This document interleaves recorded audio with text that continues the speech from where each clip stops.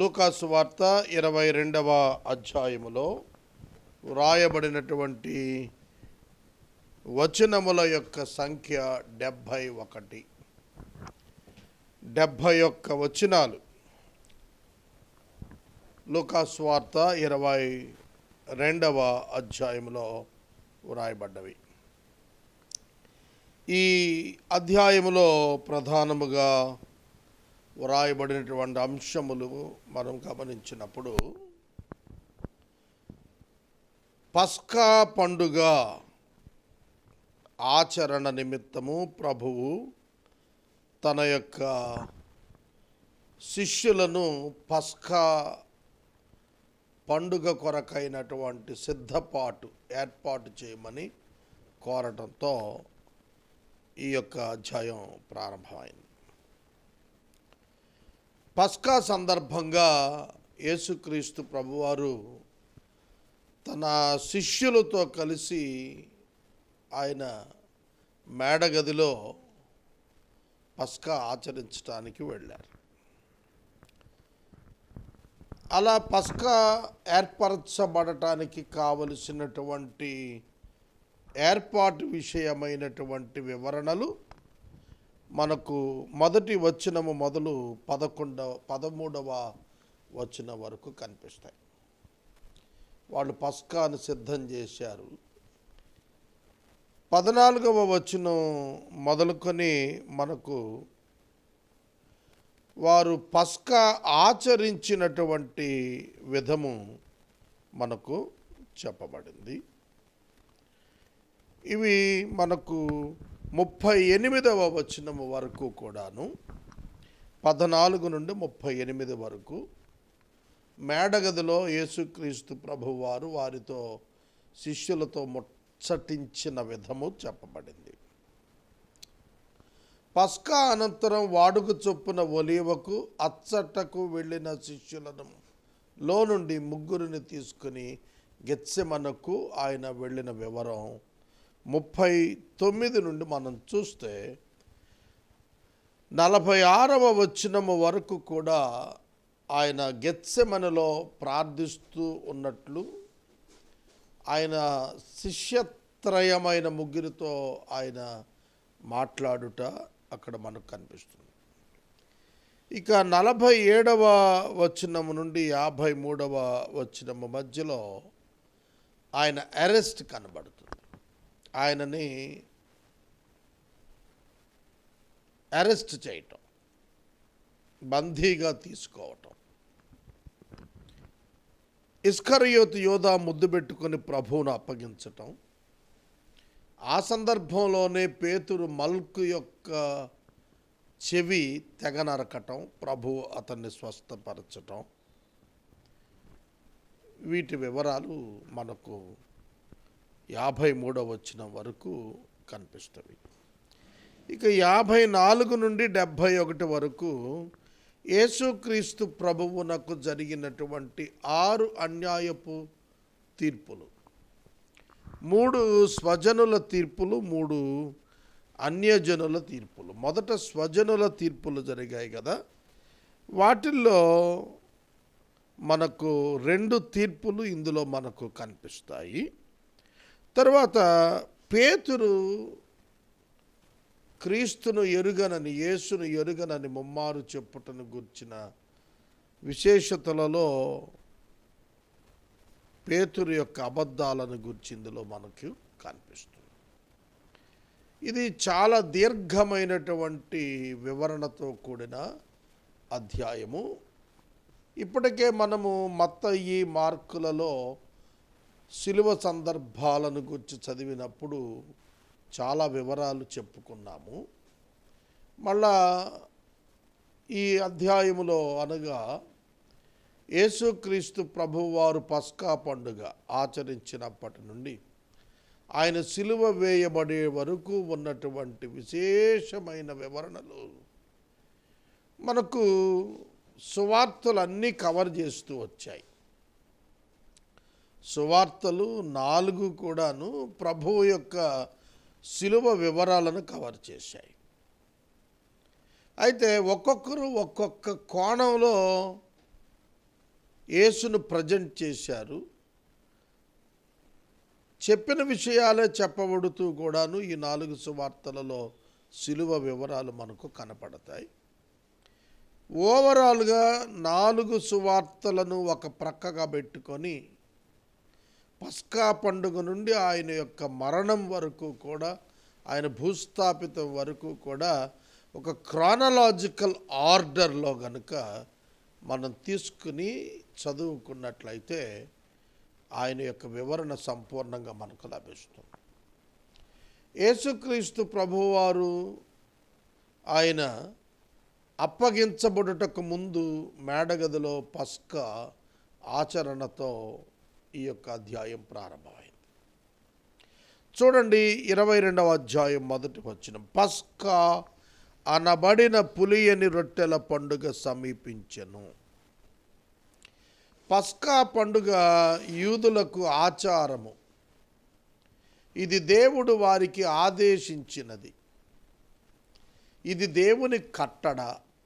ప్రతి సంవత్సరము మొదటి మాసము 14వ దినమున పస్కా పండుగ ఆచరించాలి. మనకు అర్ధరాత్రి 12 గంటల నుండి దినము మారుతుంది. యూదులకు సాయంకాలం 6 గంటలకే దినము మారిపోతుంది. యూదుల క్యాలెండర్ మాసములు వేరు, వారి యొక్క డే కౌంటింగ్ పీరియడ్ వేరు. యూదులు అస్తమయమును ఉదయమును కలుగగా ఒక దినమాయను అని చెప్తారు కదా ఆదికాండంలో, దానిని ఫాలో అవుతారు. అందుకే ఈవినింగ్ 6 PM క్రొత్త దినము ప్రారంభమవుతుంది. డేట్ చేంజ్ అయిపోతుంది. Every evening 6 PM date change అవుతుంది.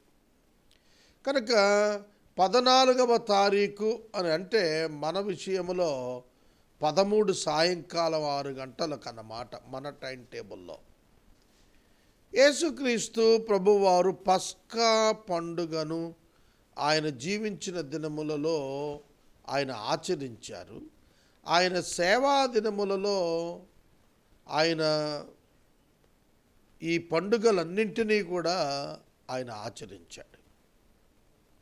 యేసు పస్కా అనబడిన పులియని రొట్టెల పండుగ సమీపించినప్పుడు యేసుక్రీస్తు ప్రభువుని గూర్చి చంపాలని ప్రయత్నం చేస్తూ ఆ ఉపాయము వెతుకుతూ ఉన్నవారిగా ప్రధాన యాజకులు, శాస్త్రులు ఉన్నారు. కానీ వారు ప్రజలకు భయపడ్డారు. ప్రజలు యేసుక్రీస్తు ప్రభువు వెనక వెళుతున్నారు. మోస్ట్ పాపులర్ పర్సనాలిటీ ఆ దినాన యేసు ప్రభు. ఆయన వెంబడి జన సమూహాలు వేల కొలదిగా పడ్డారు. ఆయన తన బోధ వినటానికి వచ్చిన 5,000 మంది పురుషులు, స్త్రీల సంఖ్య లెక్కించలా, పిల్లల సంఖ్య లెక్కించలా. 5,000 మంది పురుషులు అంటే సుమారుగా 20,000 మంది ప్రజలు. వారందరికీ కూడాను తానే ఆహారాన్ని పెట్టాడు. 20,000 మంది యేసుక్రీస్తు ప్రభు ప్రసంగానికి వచ్చారు అని అంటే ఇప్పుడు కాదు, మొదటి శతాబ్దంలో. పాపులేషన్ చాలా తక్కువ కదా అప్పుడు. అంటే పట్టణాలు పల్లెలు ఆయన వెంబడి వెళ్ళిపోయారన్నమాట. అంత గొప్ప పేరు ప్రతిష్టలు, కీర్తి ప్రతిష్టలు యేసుక్రీస్తు ప్రభువారు కలిగి ఉన్నారు. అందుకనే ఆయనను పట్టుకొని ఆయనకు హాని తలపెట్టాలంటే, ఆయన ఏమైనా చేయాలి అనంటే భయపడ్డారు మత నాయకులు, ప్రధాన యాజకులు, శాస్త్రులు. వీరంతా కూడా భయపడ్డారు. కానీ ఉపాయము కొరకు ఆలోచన చేస్తున్నారు, అవకాశం కొరకు కనిపెట్టుకొని ఉన్నారు. 3వ వచనం నుండి చదువుకుందాం. అంతటా 12 మంది శిష్యుల సంఖ్యలో చేరిన ఇస్కరియోతు యోధా అనబడిన యూదాలో సాతాను ప్రవేశించెను. సాతానుడు ప్రవేశించాడు ఇస్కరియోతు యోధాలో. ఒక మాట మీరు గుర్తుపెట్టుకోవాలి.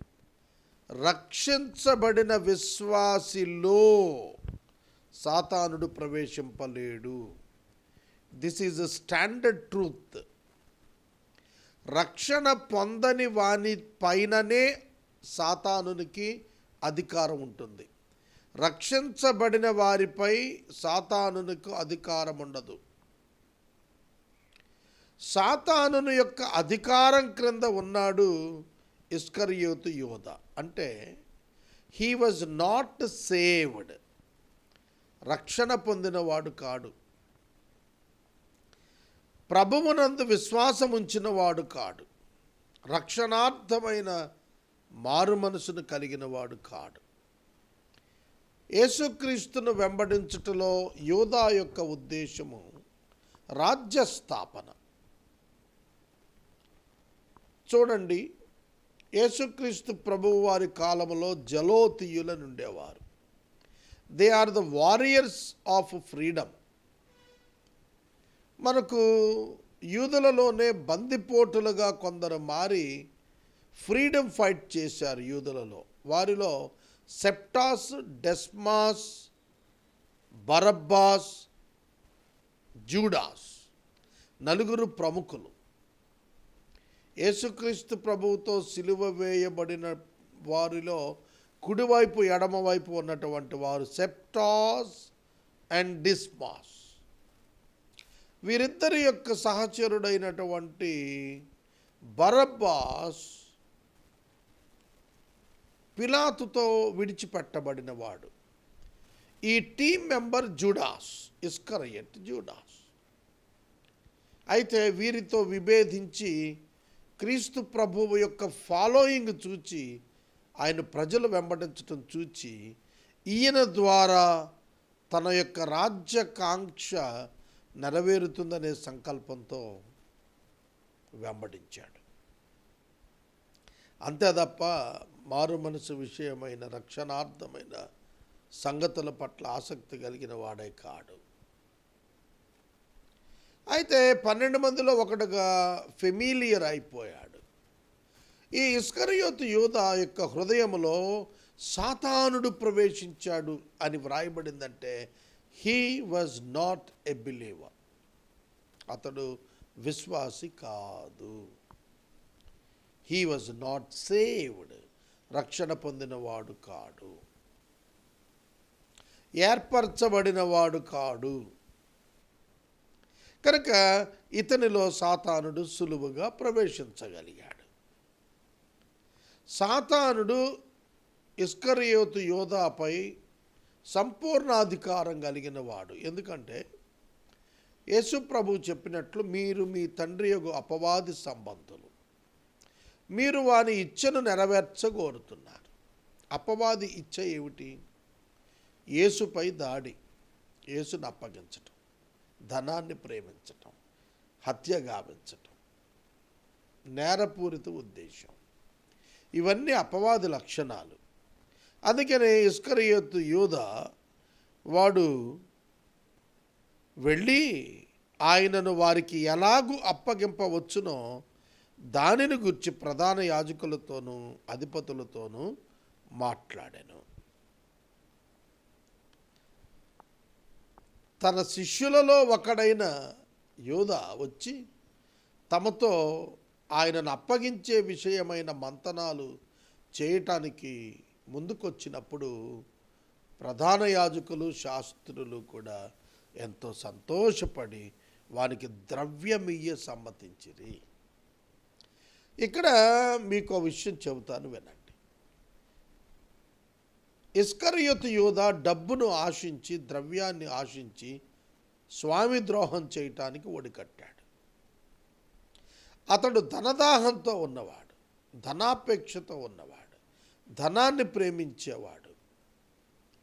అంతకంటే తీవ్రమైన వ్యక్తులు శాస్త్రులు, ప్రధాన యాజకులు.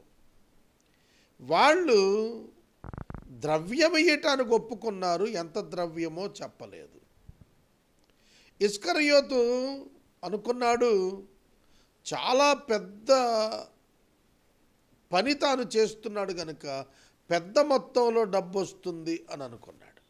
కానీ ప్రధాన యాజకులు, శాస్త్రులు, త్రాష్టులు ఈ ఇస్కరియోతు యోధా కంటే భయంకరమైన ధనాపేక్ష పరులు, చీటర్స్, మోసగాళ్ళు. వాళ్ళు 30 వెండి నాణ్యాలు ఇచ్చినప్పుడే మనకు అర్థమైపోయింది. యేసుక్రీస్తు ప్రభువారు ఆయన అప్పగించబడాలి అంటే సులువైన మార్గం శిష్యుడు అప్పగించటమే. ఇన్నర్ సర్కిల్లో ఉంటాడు కనుక సులువుగా అప్పగించే అవకాశము ఇస్కరియోతుకున్నది. అందువలన ఇస్కరియోతు యోధా ముందుకొచ్చినప్పుడు యాజకులు, శాస్త్రులు చాలా సంబరపడినట్లుగా దేవుని యొక్క వాక్యము మనకు జ్ఞాపకము చేస్తాను. వారంతా కూడా కుట్ర చేయుట ప్రారంభించారు.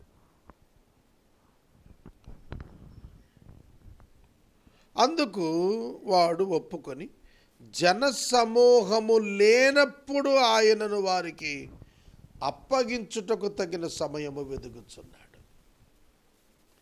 కుట్ర కోణంలో వారి ఆలోచనలు సాగుతున్నాయి.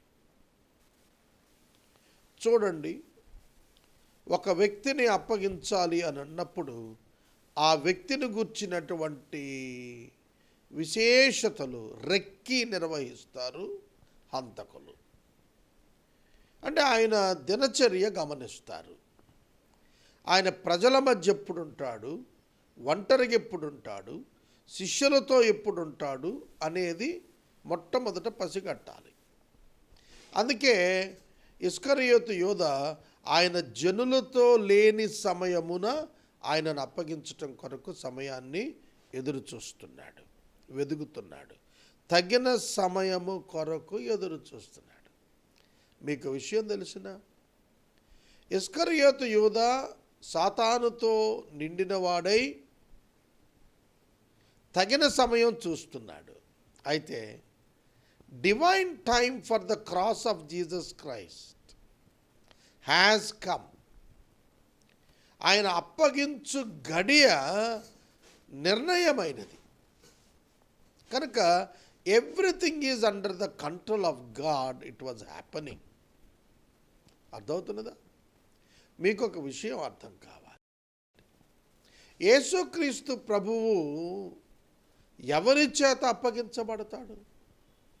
ఆయన తనంతట తానే అప్పగించుకుంటున్నాడు. గుర్తుపెట్టుకోండి, యేసుక్రీస్తు ప్రభువు తాను తనంతట తాను తనను అప్పగించుకోవటమే తప్ప వేరొకటి అప్పగించే స్థితి లేదు. నా ప్రాణము పెట్టునట్లుగా నేను దానిని ఇస్తున్నానని చెప్పాడు. కనుక ఆయనను ఎవడు సంహరింపలేడు.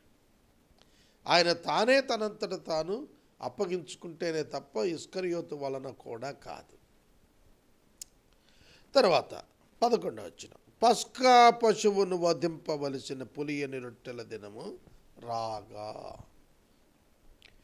పస్కా పండుగ దినాన్ని యేసుక్రీస్తు ప్రభువు వారి యొక్క శిలువ కొరకు దేవుడు నిర్ణయించాడు. ఎందుకంటే పస్కా పండుగ దినాన మరణమును తప్పించుట కొరకైనటువంటి పస్కా బలి పశువు యొక్క రక్తం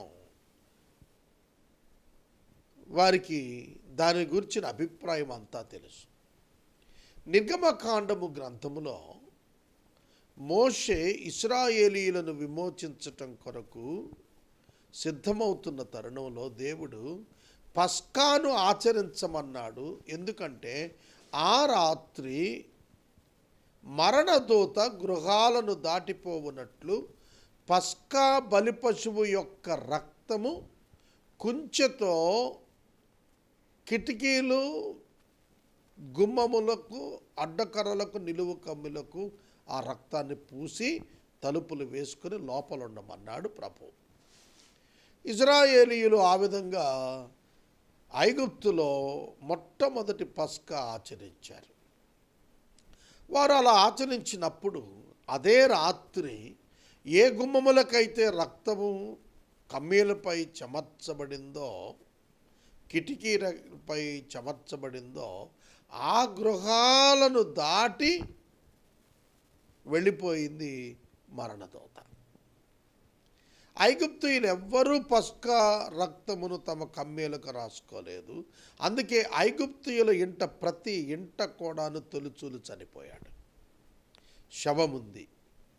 ఇశ్రాయేలీయులు ప్రతి ఇంట పస్కా వధించారు. ఇది శాశ్వతమైన కట్టడగా ఇశ్రాయేలీయులకు ప్రభువు ఇచ్చాడు. పస్కా బలి పశువు యేసుక్రీస్తు వధించబడ్డాడని పౌలు కొరింథీయులకు రాశాడు. యేసుక్రీస్తు అను మన పస్కా బలి పశువు వధించబడెను.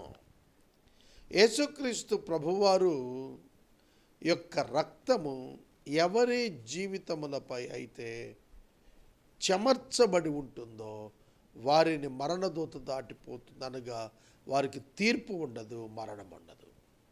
క్రీస్తు రక్త ప్రోక్షణం క్రింద ఉన్నవారికి మరణం ఉండదు. అందుకనే పస్కా సాదృశ్యంగా చెప్పబడింది. పస్కా క్రీస్తుకు సాదృశ్యంగా చెప్పబడింది.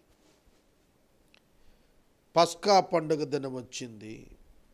ఆ దినాన యేసు పేతురును యోహానును చూచి, మీరు వెళ్ళి మనము భుజించుటకై పస్కాను మన కొరకు సిద్ధపరచండి వారితో చెప్పాడు. వారు అంటున్నారు, మేము ఎక్కడ సిద్ధపరచగోరుతున్నావు అని ఆయన అడిగినప్పుడు ఆయన, ఇదిగో మీరు పట్టణంలో ప్రవేశించినప్పుడు నీళ్లకుండ మోసుకొని పోవచ్చున్న ఒకడు మీకు ఎదురుగా వస్తాడు. అతడు ప్రవేశించి ఇంటిలోనికి అతని వెంట వెళ్ళి, నేను నా శిష్యులతో కూడా పస్కాను భుజించుటకు విడిది గది ఎక్కడని ప్రభు అడుగుచున్నాడు, నిన్ను అడుగుచున్నాడు అని ఇంటి యజమానితో చెప్పండి. అతడు సామాగ్రి గల ఒక గొప్ప మేడగది మీకు చూపిస్తాడు, అక్కడ సిద్ధం చేయండి అని వారితో చెప్పాడు. చూడండి, యేసుక్రీస్తు ప్రభు ఆయన చేస్తున్న పని ఏమిటి, ఆయన చెప్తున్న వివరణ ఏమిటి ఒకసారి ఆలోచించండి. ఆయన వివరణ ఏంటంటే చాలా సింపుల్. యేసుక్రీస్తు ప్రభు చెబుతున్నాడు, మీరు పట్టణంలో ప్రవేశించున్నప్పుడు, పట్టణంలోనికి మీరు వెళ్తారు కదా, అప్పుడు మీకు ఒకడు నీళ్ల కొండ తీసుకుని ముందుకు వస్తాడు. వాడు వెంటనే వెళ్ళిపోండి, ఆడు ఏ ఇంటిలోకి వెళ్తే ఆ ఇంటిలోకి వెళ్ళి ఇంటి యజమాని అడగండి, ప్రభు తన శిష్యులతో పస్కా కొరకు రావాలనుకుంటున్నాడు, ఎక్కడికి రావాలని. అతను గది చూపిస్తాడు, మీరు అక్కడికి వెళ్ళండి, అక్కడ సిద్ధం చేయండి అన్నాడు. ఎలా తెలుసు? యేసుక్రీస్తు ప్రభు వారికి ఆ యొక్క నీళ్లకొండ మోసుకుని ఒకడు రాబోతున్నాడని ఎట్లా తెలుసు? యేసుక్రీస్తు ప్రభువులోని దైవిక లక్షణాలు కొన్ని సందర్భాలలో వాటంతటా వాటిని ఆయనే బయలుపరుస్తూ వచ్చాడు. బెత్పగే గ్రామంలోనికి వెళ్ళండి, అక్కడ ఒక ఇంటి బయట ఒక గాడిద పిల్ల కట్టబడి ఉంటుంది, దాన్ని మీరు విప్పుతుంటే యజమానులు మిమ్మల్ని అడుగుతారు, ప్రభువుకు కావాలంటే తోలి పెడతారు అన్నప్పుడు కూడాను ఆయన సర్వజ్ఞానము సర్వశక్తి అక్కడ తెలియచేయబడింది. అలాగే ఇక్కడ కూడా ఒకడు నీళ్లకుండతో ఎదురొస్తాడు, అతనితో పాటు వెళ్ళిన ఇంటి యజమానుల దగ్గరికి వెళ్ళి అడిగితే మీ గది చూపిస్తాడన్నాడు. ప్రభువు ఏం చెప్పాడో అలాగే జరగటం వాళ్ళు చూశారు. వారు వెళ్ళి ఆయన తమతో చెప్పినట్టు కనుగొన్నారు. కనుక దైవ లక్షణాలు యేసుక్రీస్తు ప్రభువునందు ఉన్నట్లుగా మనం నేర్చుకుంటున్నాము. వారు పస్కాను సిద్ధం చేశారు, ఇక పస్కా విందు ప్రారంభం కాబోతోంది. 14వ వచనం, ఆ ఘడియ వచ్చినప్పుడు ఆయనయు ఆయనతో కూడా అపోస్తలును పంక్తిని కూర్చుండిరి.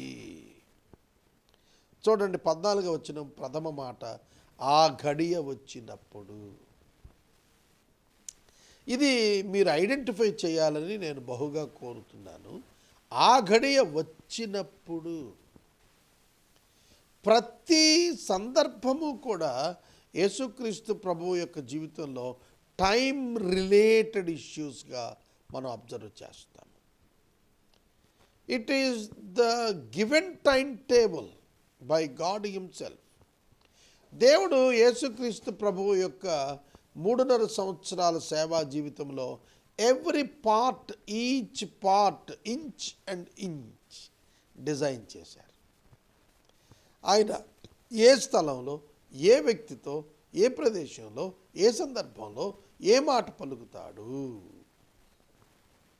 ఏ క్రియ చేస్తాడు, ఇట్స్ ఆల్ ప్రీ ప్రోగ్రామ్డ్. ముందుగానే దేవుడు దాన్ని అంతా డిజైన్ చేశాడు. ఆ డిజైన్ ప్రకారం ఆయన నడిపిస్తున్నాడు. న్యూ టెస్టమెంట్ బిలీవర్స్ దీన్ని జాగ్రత్తగా నేర్చుకోవాలి. మీ లైఫ్లో దేవుడు చేసిన డిజైనింగ్ అది ఖచ్చితంగా జరుగుతుంది. మీ భవిష్యత్తు ఎరిగిన దేవుడు తన డిజైన్ని మీ భవిష్యత్తుతో కొర్లేట్ చేస్తూ డిజైన్ చేశాడు. అందుకని ఏ సమయంలో, ఏ సందర్భంలో, ఏ స్థలంలో, ఏ వ్యక్తులతో, ఏ ప్రదేశాల్లో మీరు ఉండబోతున్నారనేది ఆయనకి ముందస్తుగానే తెలుసు.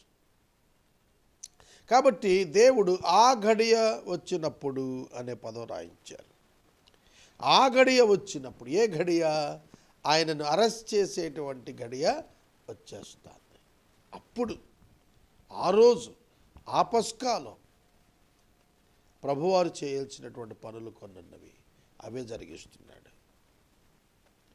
అప్పుడు ఆయన, నేను శ్రమ పడక మునుపు మీతో కూడా పస్కాను భుజించాలని మిక్కిలి ఆశపడ్డాను. నేను శ్రమ పడక మునుపు ప్రభు స్టార్ట్ చేశాడు ప్రసంగం. మాట్లాడటం మొదలుపెట్టి అంటున్నారు, నేను శ్రమ పడక మునుపు మీతో కూర్చొని పస్కాను భుజించాలని మిక్కిలి ఆశపడ్డాను. It is his personal will and wish. God honoured that and God planned that. యేసుక్రీస్తు ప్రభు యొక్క విల్ అండ్ విష్ దేవుడు పరిగణలోనికి తీసుకునే టైం సెట్ చేశాడు. అది కదా దేవునిలో ఉన్న మహాజ్ఞానం. కాబట్టి ఆ విధంగా జరగటానికి వీలయ్యింది. అది దేవుని రాజ్యములో నెరవేర్చే వరకు నేను ఎన్నడూ దాన్ని భుజింపనని మీతో చెబుతున్నాను. దేవుని రాజ్యములో నెరవేరే వరకు అంటే క్రీస్తు వారి యొక్క 1000 సంవత్సరాల పరిపాలనలో మళ్ళా పస్కా రిస్టోర్ అవుతుంది. అప్పటి వరకు కూడా చూడండి, మళ్ళీ వీళ్ళతోనే ఆ పస్కాలో ఉంటానన్నాడు ప్రభు. ఎక్కడ ఏ విషయం మాట్లాడుతున్నాడు? దేవుని రాజ్యములో నెరవేరే వరకు, అది దేవుని రాజ్యములో నెరవేరే వరకు మరి అన్నడును దాన్ని భుజించను. అంటే మళ్ళీ భుజిస్తాడనే కదా, నెరవేరినప్పుడు దాన్ని భుజిస్తాడు అని. ఎప్పుడు దేవుని రాజ్యం నెరవేరుతుంది? 1000 ఏండ్ల పాలనలో ఇదే భూమి మీద మళ్ళా ఇజ్రాయేలు యొక్క టైం టేబుల్లో రెస్టోర్ అయినటువంటి పస్కా పండుగలో ఇదే శిష్యులు రిజరెక్ట్ అయ్యి ప్రభువుతో పాటు 1000 ఏండ్ల పాలనలో ఆయనతో పాలు పొందినప్పుడు వారితో మరలా పస్కాను ఆచరిస్తానని చెప్పాడు. ఎక్కడ నుండి ఎక్కడికండి ఆయన మాట్లాడుతోంది? 2000 సంవత్సరాల క్రితం చెప్పినటువంటిది 1000 సంవత్సరాల పరిపాలనలో తాను నెరవేర్చబోతున్నట్లుగా ఆయన ముందస్తుగానే మాట్లాడుతున్నాడు. ఆయన గిన్నె ఎత్తుకుని కృతజ్ఞతాస్తుతులు చెల్లించి, మీరు దీన్ని తీసుకుని మీలో పంచుకోండి, ఇది ఇక మీదట దేవుని రాజ్యం వచ్చే వరకు నేను ద్రాక్షారసము త్రాగనని మీతో చెప్పుచున్నాను అనెను. అంతే కదా, న్యాచురల్గా ఆయన చంపబడతాడు, 3వ దినాన తిరిగి లేస్తాడు, 40వ దినాన ఆకాశానికి ఆరోహణుడైపోతాడు, 2వ రాకడలో ఆకాశ మధ్యమానికి వస్తాడు, 7 ఏండ్ల తర్వాత భూమి మీద అడుగు పెడతాడు, ఆయన రాజ్యం స్థాపిస్తాడు. అప్పుడు కదా మళ్ళా భూమి మీద ద్రాక్షారసం తాగేది. కాబట్టి ప్రభువు తన భవిష్యత్తును చెబుతున్నాడు. తన భవిష్యత్తుతో పాటు లోకము యొక్క భవిష్యత్తును కూడా ఆయన స్పష్టం చేస్తున్నాడు. పిమ్మట ఆయన ఒక రొట్టె పట్టుకుని కృతజ్ఞతాస్తుతులు చెల్లించి దాన్ని విరిచి అది వారికి ఇచ్చి, ఇది మీ కొరకు ఇవ్వబడుతున్న నా శరీరం, నన్ను జ్ఞాపకం చేసుకున్నట్టుకు దీన్ని చెయ్యండి అని చెప్పాడు.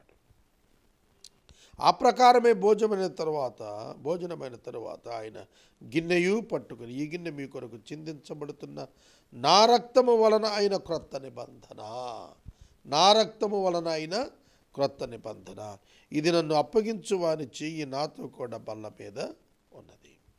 క్రొత్త నిబంధన ప్రారంభము ఆయన బోధతో ప్రారంభమైనది. యేసుక్రీస్తు ప్రభువు వారు బోధించుట చేత ప్రారంభమైంది. ఆయన శిలువ మీద మరణించినప్పుడు ఆయన పాపములకు విమోచనార్థమైనటువంటి దైవ సంబంధమైనటువంటి వెల చెల్లించాడు. God's justice demanded such a great price. అది పే చేసినందున అది అప్లై అవుతోంది క్రొత్త నిబంధన. ఇదిగో నన్ను అప్పగించు వాని చేయి నాతో కూడా ఈ బల్ల మీద ఉన్నది. ఒక ఆటం బాంబు పేలినట్లుగా వారి మధ్యన ఈ మాటలు ఉన్నవి.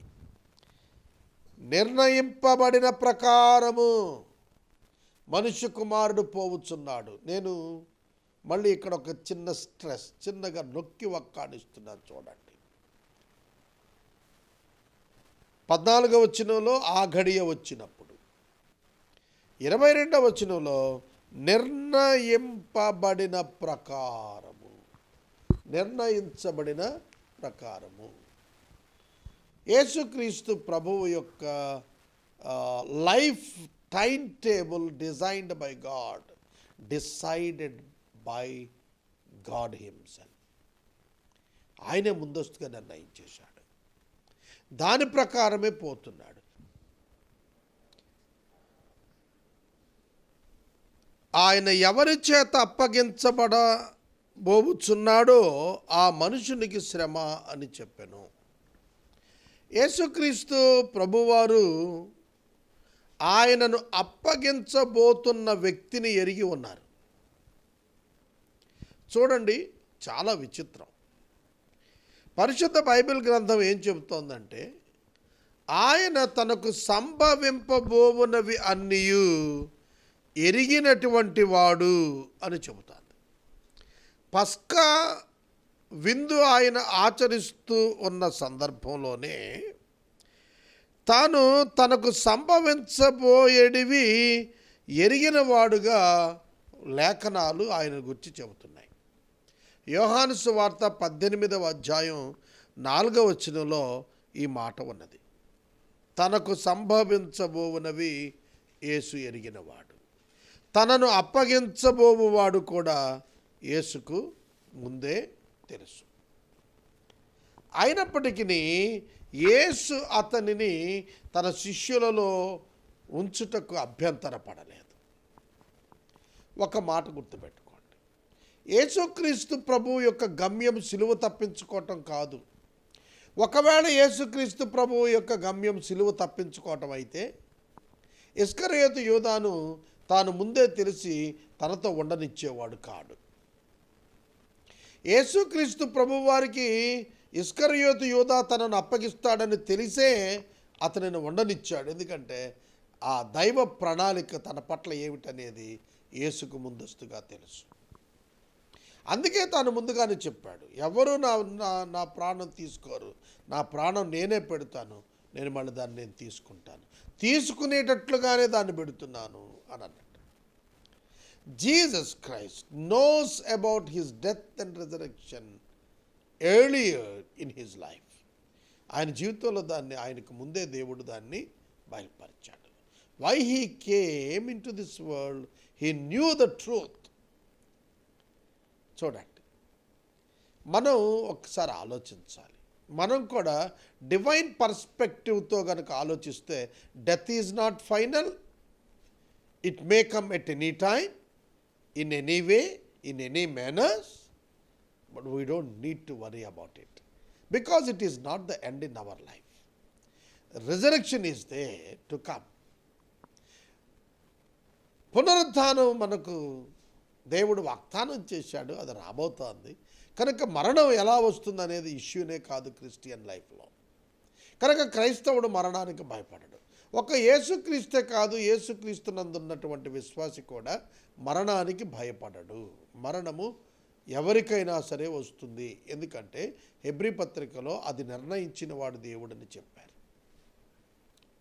మరణము ప్రతి ఒక్కరికి కూడా సంప్రాప్తమవుతుంది. ఇది దేవుడు ఏర్పాటు చేసినటువంటిది.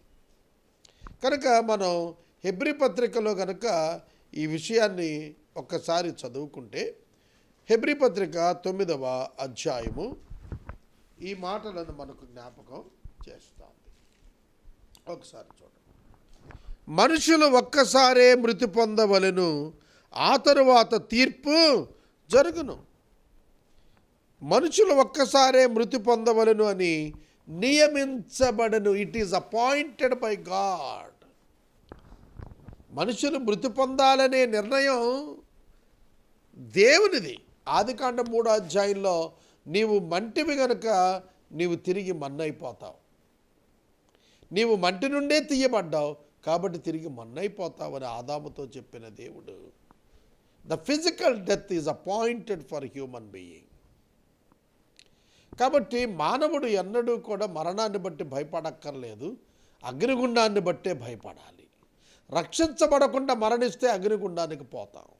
కాబట్టి మన యొక్క భయం ఏమై ఉండాలంటే భౌతిక మరణం కాదు, ఆధ్యాత్మిక మరణమైన అగ్నిగుండం, తీర్పును గుర్చిన భయం ఉండాలి. కనుక రక్షించబడిన వారికి తీర్పును గుర్చిన భయం ఉండదు, మరణాన్ని గుర్చిన భయం ఉండదు, పునరుద్ధానపు నిరీక్షణే ఉంటుంది.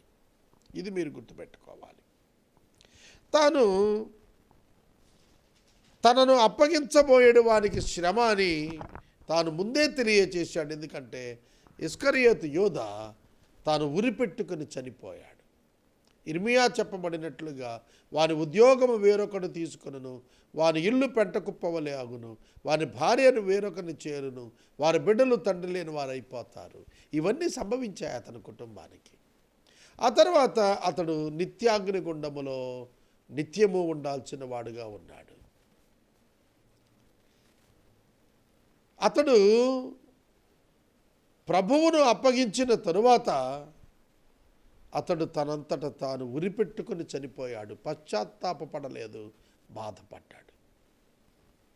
ప్రభువును అప్పగించానని బాధపడ్డాడే తప్ప పేతురు వలె పశ్చాత్తాపడి ప్రభువును వెంబడించలేదు. ఆత్మహత్యతో తన జీవితాన్ని ముగించాడు. కనుక అతనికి శ్రమని ప్రభువు చెప్పిన మాట అతని పట్ల నెరవేరిందనేది వాక్యం చెబుతోంది. వారు ఈ పనిని చేయబోవాడు ఎవరో అని తమలో తాము అడుగుకొనసాగిరి. ఎవరు ఎవరు ఎవరు, నీవా నీవా నీవా, వాళ్ళల్లో వాళ్ళు మాట్లాడుకుంటున్నారు. ఇక 24వ వచనం నుండి ఆ యొక్క మేడగదిలో శిష్యుల మధ్యన వచ్చినటువంటి డిస్కషన్ పాయింట్ ఏమిటంటే మీలో ఎవడు గొప్పవాడు అనేది. దానికి ఎందుకు అది వచ్చింది, ఎందుకు ఆ పాయింట్ రైజ్ అయిందంటే యేసుక్రీస్తు ప్రభువు యొక్క కుడి భాగాన కూర్చోటానికి ఎవరు గొప్పవాడు ఆయనతో కూర్చుంటానికి. ఆ డిబేట్లో ప్రభువు వారితో చెప్పాడు, తమలో ఎవడు గొప్పవాడుగా ఎంచబడును అని వివాదం వారిలో పుట్టగా ఆయన వారితో ఇలా అన్నాడు, అన్యజనములలో రాజులు వారి మీద ప్రభుత్వం చేస్తారు, వారి మీద అధికారం చేయువారు ఉపకారులు అనబడుదురు. మీరైతే అలా ఉండరాదు. మీలో గొప్పవాడు చిన్నవాని వలెను, అధిపతి పరిచారకుని వలెను ఉండవలెను. గొప్పవాడు ఎవడు? భోజన పంక్తిని కూర్చుండవాడా, పరిచర్య చేయువాడా? పంక్తిని కూర్చుండవాడే కదా. అయినను నేను మీ మధ్యన పరిచర్య చేయువాని వలె ఉన్నాను. చూడండి, పరిచర్య చేసేవాడు గొప్పవాడా, భోజన పంక్తిని కూర్చున్నవాడు గొప్పవాడా అనే దానికి ఆన్సర్ వాళ్ళకి తెలుసు. భోజన పంక్తిని కూర్చున్నవాడు ఎప్పుడు గొప్పవాడే, వడ్డించేవాడు ఎప్పుడు సామాన్యుడే, పరిచారకుడే. పరిచారకుడు వడ్డిస్తాడు, గొప్పవాడు భుజిస్తాడు. అయితే మీరు భోజన పంక్తిలో ఉన్నారు, నేను పరిచర్య చేస్తున్నాను. డస్ ఇట్ మీన్ దట్ దాని ఉద్దేశం, దాని అర్థం నేను మీకంటే తక్కువ వాడినా?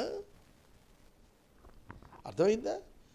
తాను ప్రభువయ్యుండి పరిచారకుడిగా ఉంటే ఏం నేర్చుకున్నారు నా దగ్గర మీరు? ఏం నేర్చుకోవాలి నా దగ్గర మీరు? ఒక్కటే నేర్చుకోవాలి, ఎవడైతే తనను తగ్గించుకుంటాడో వాడే గొప్పవాడుగా ఉంటాడు. యేసుక్రీస్తు ప్రభువారు తనను తాను తగ్గించుకున్నాడు, తన శిష్యుల పాదాలు కడిగాడు. మేడగదిలో ఇది చాలా ఉత్కృష్టమైన సన్నివేశం. ఆయన నోటి మాటతో చెప్పేస్తే దానికి రుజువేంటి? ఆయన ఒక వాటర్ టబ్ తీసుకొని, నీళ్ల పళ్ళెం తీసుకొని, ఆయన ఒక తుండు తీసుకొని నడానికి కట్టుకొని, శిష్యుల పాదాలు ఆ పళ్ళెంలో పెట్టుకొని ఆయన నీటితో కడుగుతూ వచ్చాడు. వారి పాదాలను తుడుస్తూ వచ్చాడు. ఎవరైనా గురువు గారి కాళ్ళు శిష్యులు కడుగుతారు, కానీ శిష్యుల కాళ్ళు గురువు కడగడం ఎక్కడైనా ఉన్నదా? ఏ ఫిలాసఫీలో ఎక్కడైనా చెప్పారా? క్రీస్తు యొక్క నైజం, ఆయన గుణం, ఆయన స్వభావం ఒకసారి అర్థం చేసుకోండి. తన్ను తాను తగ్గించుకున్నాడు, ఆయన హెచ్చించబడ్డాడు. కనుక భోజన పంక్తిన ఆయన ఈ కార్యం చేశాడు. అయినను నేను మీ మధ్య పరిచర్య చేస్తున్నాను. నా శోధనలలో నాతో కూడా నిలిచి ఉన్నవారు మీరే గనుక నా తండ్రి నాకు రాజ్యమును నియమించినట్టుగా నా రాజ్యములో నా బల్ల యొద్ద అన్నపానాలు పుచ్చుకొని సింహాసనాల మీద కూర్చుండి ఇజ్రాయేలు 12 గోత్రాల వారికి మీరు తీర్పు తీర్చుటకై నేనును మీకు రాజ్యమును నియమించుచూ ఉన్నాను. మీరు గొప్పవారే, మీరందరూ గొప్పవారే, ఎందుకంటే నేను మీకు రాజ్యాన్ని ఏర్పరుస్తున్నాను. మీరు నాతో కూడా తీర్పు తీర్చే స్థాయిలో ఉండబోతున్నారు. ఎంత ఆధిక్యత అపోస్తలులకు ప్రభు ఇస్తున్నాడు. ఎప్పుడండి 12 గోత్రాల వారికి తీర్పు జరిగేది? ప్రభువారి యొక్క 2వ రాకడ తరువాత కదా. 31వ వచనంలో మరొక మాట చెబుతున్నారు. సీమోను సీమోను, ఇదిగో సాతాను మిమ్మను పట్టి గోధుమల వలె జల్లించుటకు మిమ్మల్ని కోరుకొనెను, గాని నీ నమ్మిక తప్పిపోకుండానట్లు నేను నీ కొరకు వేడుకున్నాను. నీ మనస్సు తిరిగిన తర్వాత నీ సహోదరులను స్థిరపరచమని చెప్పాను. చూడండి, సీమోను పేతురుని సాతాను గోధుమలను జల్లించినట్టు జల్లించాలనుకున్నాడట. ఎప్పుడైతే ఒక టార్గెటెడ్ లీడర్ ఉన్నాడో వాడిని టార్గెట్ చేయటం సాతాను పని. దైవజనులను టార్గెట్ చేయటానికి నిత్యం వాడు ప్రయత్నిస్తూనే ఉంటాడని మనం అర్థం చేసుకోవాలి. సీమోను elderly man and leader of the group of apostles. అందుకనే అతన్ని టార్గెట్ చేస్తే ప్రభువు అతని కొరకు వేడుకున్నాడట. ప్రభువు ప్రార్థించాడు అతని కొరకు. అతడు శోధనలో పడకుండా ప్రభు అతని కొరకు ప్రార్థించాడు.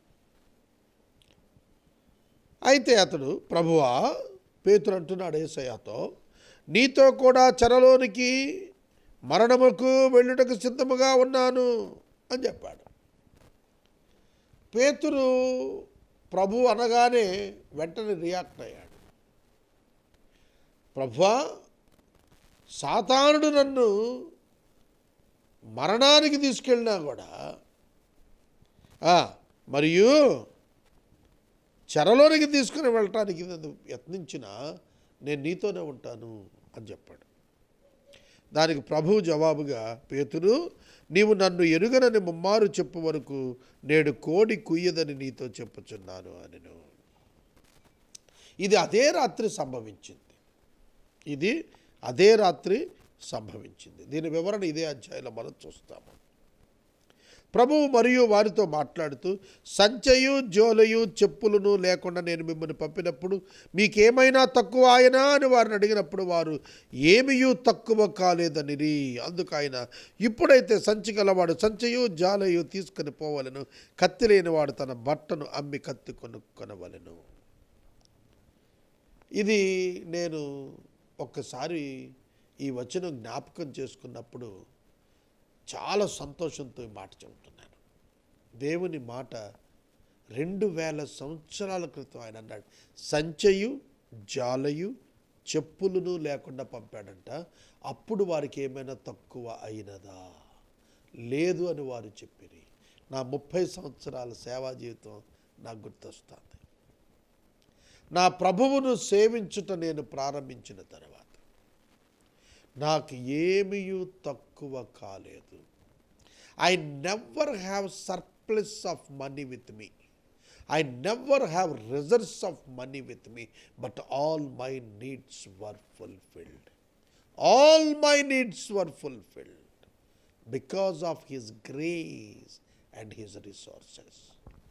ఆయన వనరుల చేత, ఆయన కృప చేత నా ప్రతి అవసరం 30 సంవత్సరాల్లో తీరుస్తూనే వచ్చాడు. ఎక్కడ ఎన్నడూ నాకు ఏదియు కొదువ కాలేదు. ఈవెన్ టుడే తల్లిదండ్రులు, కుటుంబ సభ్యులు అందరూ కూడా నిలబడి ఇచ్చే డబ్బు కంటే దేవుడు సమయానుకూలంగా పంపించిన సహాయాలు నా జీవితంలో ఒక గొప్ప ఆదరణకు కారణమని నేను చెప్పగలను. దేవుని వెంబడించినందున నాకేది తక్కువ కాలేదు. భోజనం కానీ, వస్త్రం కానీ, వసతి కానీ, వసతిలో ఉన్నటువంటి వసతులు అంటే గృహంలో ఉన్న వసతులు కానీ ఏదీ తక్కువ కాలేదు.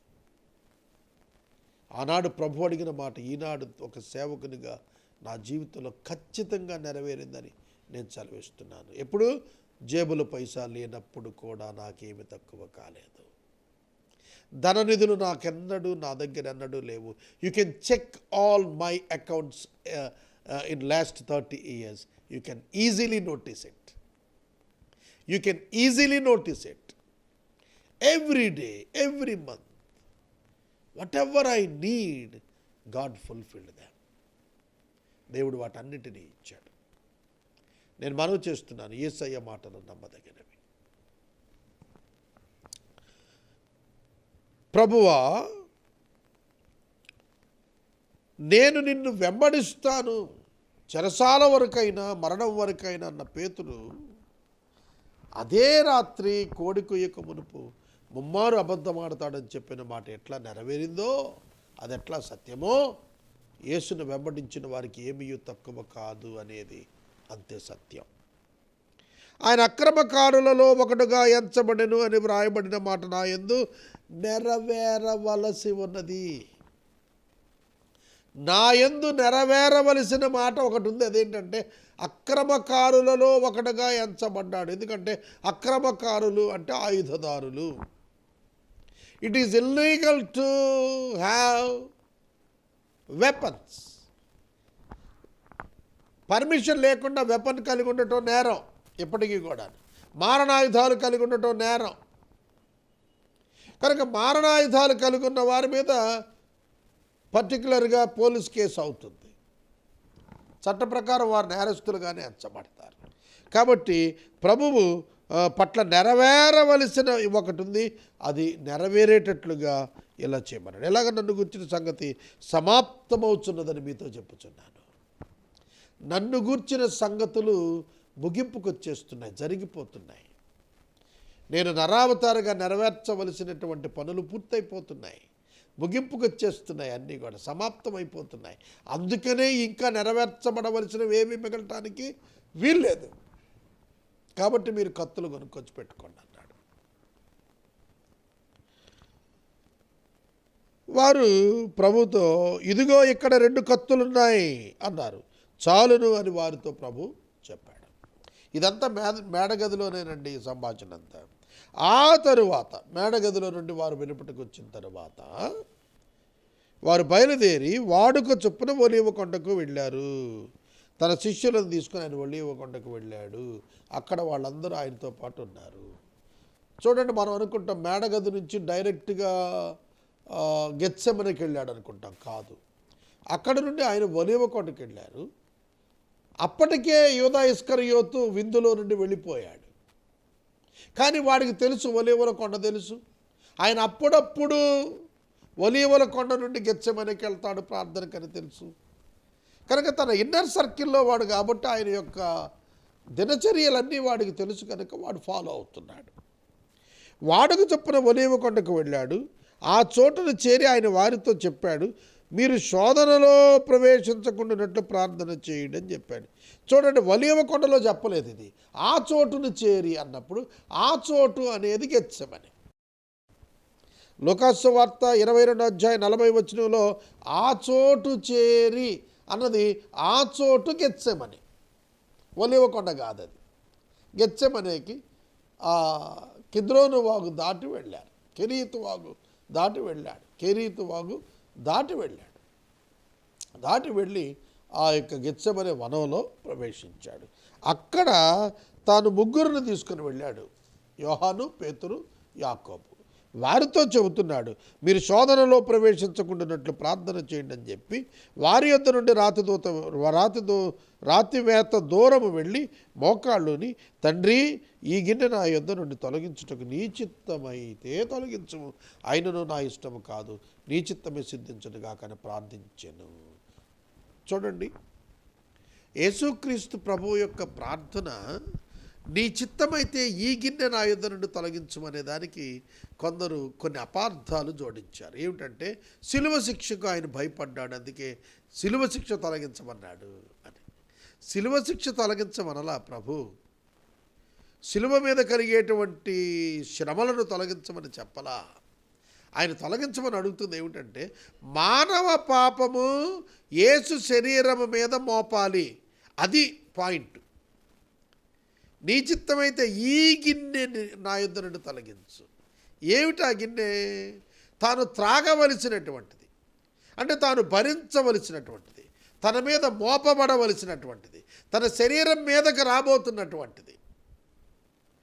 రోమా 8:3 చూడండి మీరు, దేవుడు తన సొంత కుమారుని పాప శరీరపు ఆకారముతో ఈ లోకమునకు పంపి ఆయన శరీరము మీద పాపమునకు శిక్ష విధించెను. దేవుడే విధించాడు పాపానికి శిక్ష. రోమన్స్ విధించినటువంటి శారీరక హింస వలన మానవునికి రక్షణ రాలేదు. ప్రాముఖ్యమైనది ఇది. యేసుక్రీస్తు ప్రభు ఎక్కడ మనకు రక్షకుడు అయ్యాడో తెలిసిన, మన పాపము ఆయన శరీరం మీద దేవుడు మోపి దేవుడే మన పాపానికి ఆయన శరీరం మీద శిక్ష విధించాడు. అక్కడ మనకు రక్షణ వచ్చింది. కాబట్టి 1 తక్కువ 40 కొరడా దెబ్బల్లోనూ 72 ముండ్ల కిరీటం పెట్టినందున, చేతులలో మేకుల వలన, ప్రక్కలో బల్లెపోటు వలన ద్రవించిన ఆ అనుభవాన్ని బట్టి, ఆ శ్రమలను బట్టి కాదండి రక్షణ వచ్చింది. శిక్ష దేవుడు వేశాడు పాపానికి. యేసు శరీరం మీద పాపానికి శిక్ష విధించాడు ప్రభు. యేసును కాదు శిక్షించింది, పాపాన్ని శిక్షించాడు. రోమా 8:3 చాలా బంగారం లాంటి వాక్యం. అది హార్ట్ ఆఫ్ ద గాస్పుల్. అది మీకు తెలియాలి. కనుక ప్రభు నీ చిత్తమైతే తొలగించు అన్నది తన శరీరము మీద మానవ పాపం మోపబట్టాన్ని గురించి మాట్లాడాడు. కానీ అది దేవుని చిత్తము, తప్పదు. కాబట్టి ఆయన ఒప్పుకున్నాడు. అదే ఆయన 4వ మాటల్లో చేసిన ఆక్రందనకు కారణం. నా దేవా నా దేవా నన్ను నేల చేయి విడిచితివి అనేది ఎందుకు చెప్పాడు? దేవుడు యేసు చేతిని విడిచెను, యేసు శరీరం మీద దేవుడు పాపమును మోపెను. దేవుడు యేసును విడిచినందున దేవుని పరిశుద్ధత నిలిచెను. మానవ పాపము మీద శిక్ష పడినందున దేవుని న్యాయము నిలిచెను. పాపికి రక్షణ దొరికినందున దేవుని ప్రేమ నిలిచెను. దేవుడు యేసుకు దూరమైనందున ఆయన పరిశుద్ధత నిలిచెను. ఆయన ప్రేమ న్యాయములు ఏకకాలము జరిగినందున దేవుని నీతి నిలిచెను. దేవుని ప్రేమ, దేవుని నీతి, దేవుని న్యాయము, దేవుని పరిశుద్ధత ఏకకాలములో నిలిచాయి. అదే దేవుని యొక్క గుణలక్షణాల్లో మార్పు లేనివాడుగా దేవుడు ఉన్నాడు. That's why God became human being. అందుకే దేవుడు నరుడయ్యాడు. అర్థమవుతుందా?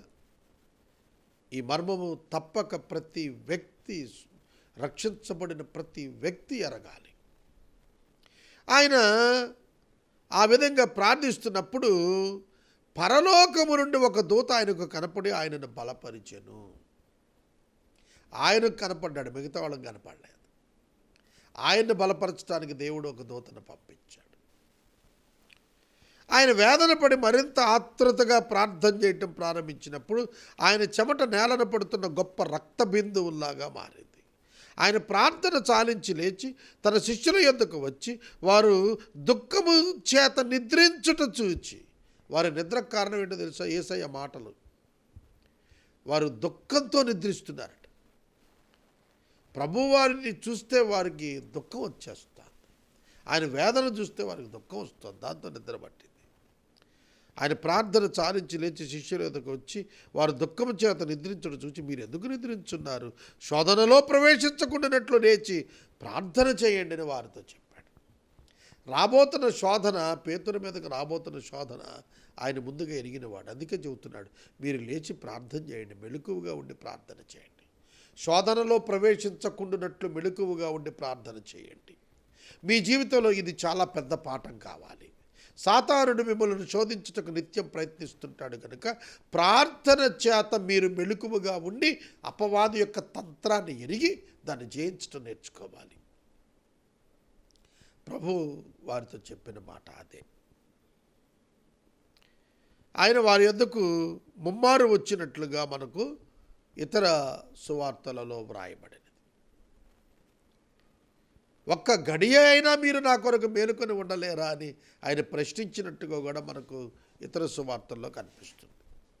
47వ వచనం, ఆయన ఇంకా మాట్లాడుతూ ఉండగా ఇక ఆయన అరెస్ట్ చేసే పర్వం వచ్చింది.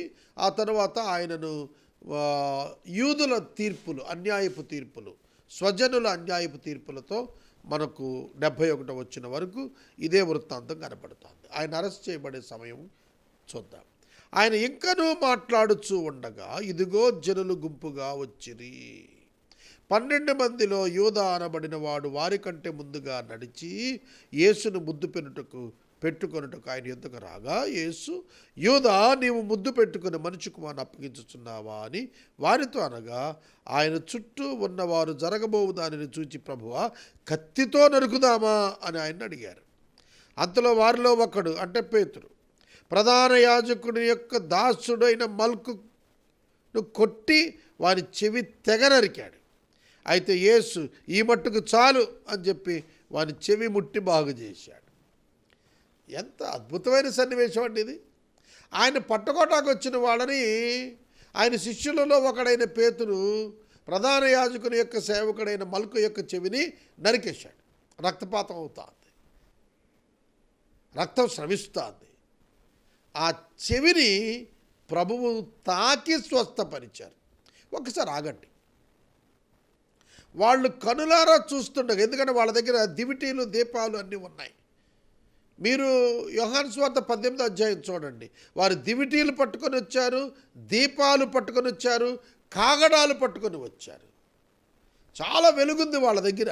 వాళ్ళ వెలుగులో చూస్తున్నారు, మల్కు చెవి తెగిపోయింది, రక్తం కారిపోతుంది.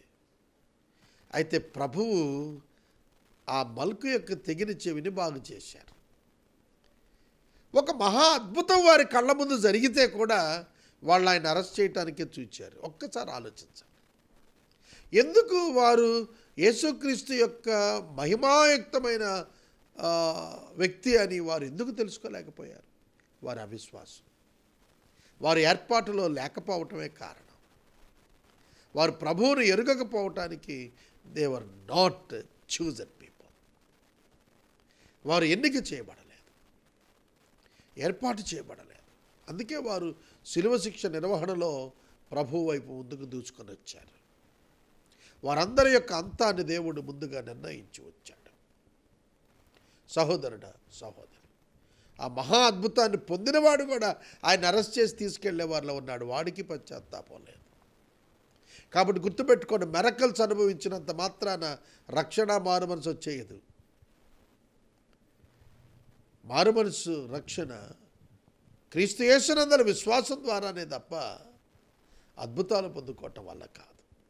మల్క్ తన చెవి తెగినప్పుడు రక్తం కారుతుంటే ప్రభు స్వస్థపరిస్తే కూడా ఆ బృందంతోనే ప్రభుని అరెస్ట్ చేసి తీసుకెళ్ళాడు. That is the hardness of the hearts. అది కఠినమైన హృదయాలు కలిగిన వారు ఆ విధంగా చేశారు.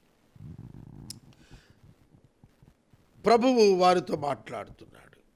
యేసు తన్ను పట్టుకొని వచ్చిన ప్రధాన యాజకులతోనూ దేవాలయ అధిపతులతోనూ పెద్దలతోనూ, మీరు బందిపోటు దొంగ మీదకి వచ్చినట్టు కత్తులతో కుదిరితో బయలుదేరి వచ్చితిరా? నేను అనుదినము మీ చెంత దేవాలయంలో ఉన్నప్పుడు మీరు నన్ను పట్టుకొనలేదు. ఇది మీ ఘడియయు అంధకార సంబంధమైన అధికారము అని అనెను. గుర్తుపెట్టుకోండి. యేసు ప్రభు వారితో మాట్లాడుతూ చెప్పేశాడు, అరే బాబు, ఇది మీ time. This is the time given unto you to arrest the Son of God.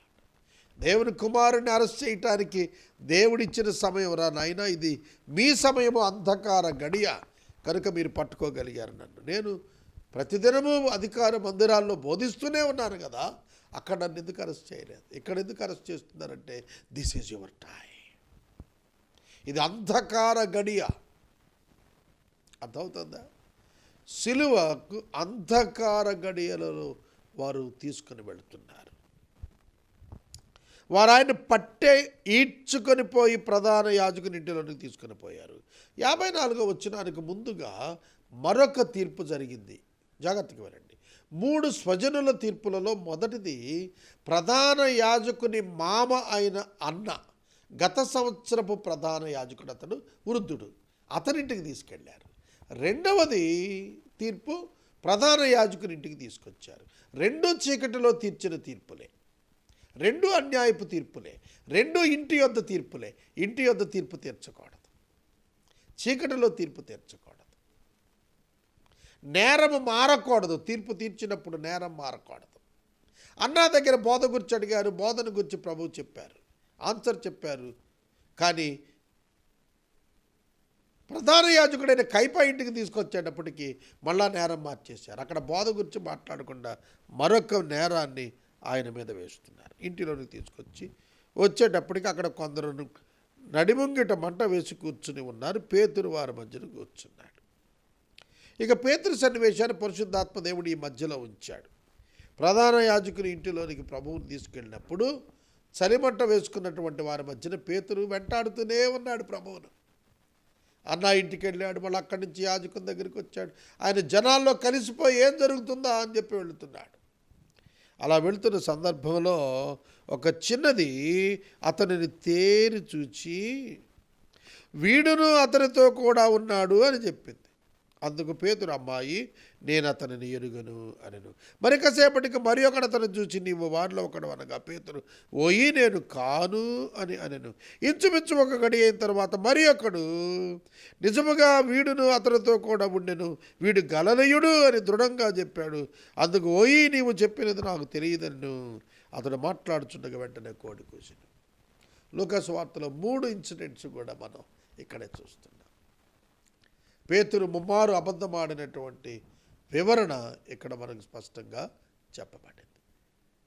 61వ వచనం, అప్పుడు ప్రభువు తిరిగి పేతురు వైపు చూచెను గనుక పేతురు, నేడు కోడి కొయ్యక మునుపు నీవు ముమ్మారు నన్ను ఎరుగనందువరకు ప్రభువు తనతో చెప్పిన మాట జ్ఞాపకం చేసుకుని వెలుపలికి పోయి సంతాపపడి ఏడ్చెను.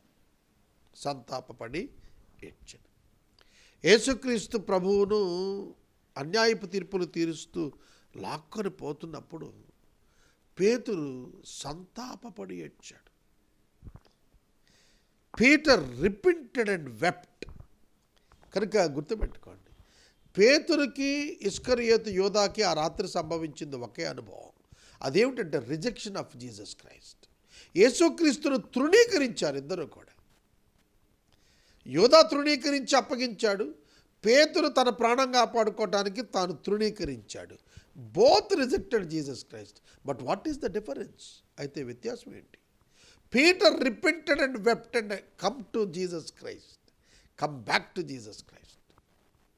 యేసుక్రీస్తు ప్రభు దగ్గరికి మళ్ళీ వచ్చాడు.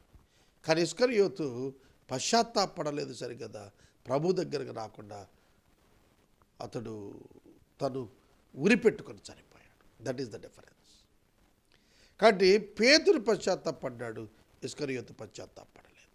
ఇద్దరూ తృణీకరించారు, కానీ పేతురు కృప పొందినవాడయ్యాడు. యూదా కృపను తిరస్కరించిన వాడయ్యాడు. యేసుక్రీస్తు ప్రభు అందరి కొరకు చనిపోయాడు, ఇంక్లూడింగ్ జూడా ఇస్కరియోతు. కానీ ఇస్కరియోతు యోధా క్రీస్తు కృపను నిరర్థకం చేసుకుని ఆత్మహత్య చేసుకున్నాడు, రిపెంట్ అవ్వలేదు. ఇక 63వ వచనం నుండి చూస్తున్నప్పుడు యేసుక్రీస్తు ప్రభువాన్ని సమాజ మందిరానికి తీసుకొని వచ్చి ఆయనను ప్రశ్నించాలి. ఆ సందర్భంగా యేసును పట్టుకున్న మనుషులు ఆయన అపహసించి కొట్టి ఆయన ముఖాన్ని కప్పి నిన్ను కొట్టిన వాడెవడో ప్రవచించు అని అడిగారు. మీరు చెప్పండి, ఆయనకు తెలియదా ఆయన కొట్టిన వాడెవరో?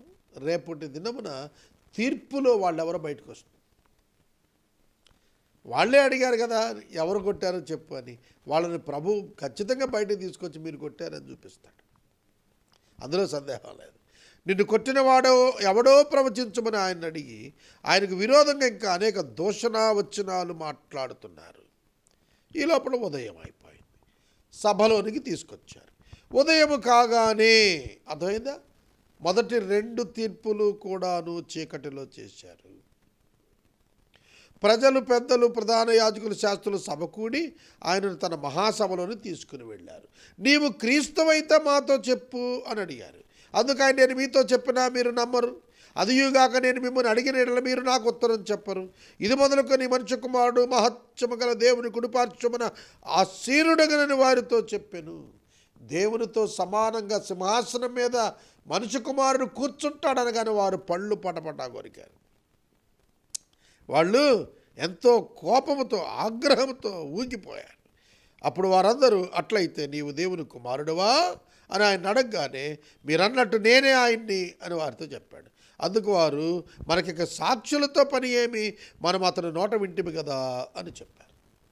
మొదట 2 తీర్పులలో సాక్షులను డబ్బిచ్చి తెచ్చుకున్నారు, అబద్ధ సాక్షుల్ని. అది నెరవేరలేదు. వారి సాక్ష్యాలు చెల్లలేదు, వారి సాక్ష్యాలు నిలబడలేదు. అందుకు ఇప్పుడు నీవు క్రీస్తువా అని అడిగి, నీవు దేవుని కుమారుడువా అని అడిగి, ఆయనతోనే ఆయన ఎవరో చెప్పించి ఆ మాటనే తీర్పులోనికి తీసుకుని వచ్చి వింటున్న వారందరినీ కూడా సాక్షులుగా మార్చారు. That is the intelligence of the high priests. ప్రధాన యాజకుల యొక్క దొంగ తెలివితేటలు అక్కడే మనకు కనబడతాయి. ఇక మనకు సాక్షులతో పనే ఉంది అన్నారు. ఇక్కడ ఇంకొక మాట చెప్పాలి. యేసుక్రీస్తు ప్రభు వారి మీద మోపిన నేరం ఏమిటంటే దైవదూషణ. వింటున్నారా? దైవదూషణకు యూదా గ్రంథం, యూదా మతం చొప్పున ఉన్న శిక్ష ఏమిటి? మత గ్రంథంలో ఉన్న శిక్ష ఏమిటంటే రాళ్లతో కొట్టి చంపాలి. వాళ్ళకు తెలుసు యేసుక్రీస్తు ప్రభువారు దైవదూషణ చేసిన వాడు కాదని. అందుకే వాళ్ళు ఆయన రక్తాపరాధం తమ చేతులకు అంటకుండా రోమన్ గవర్నమెంట్ చేత శిక్ష విధించబడేటట్టుగా కన్వర్ట్ చేశారు వాళ్ళు.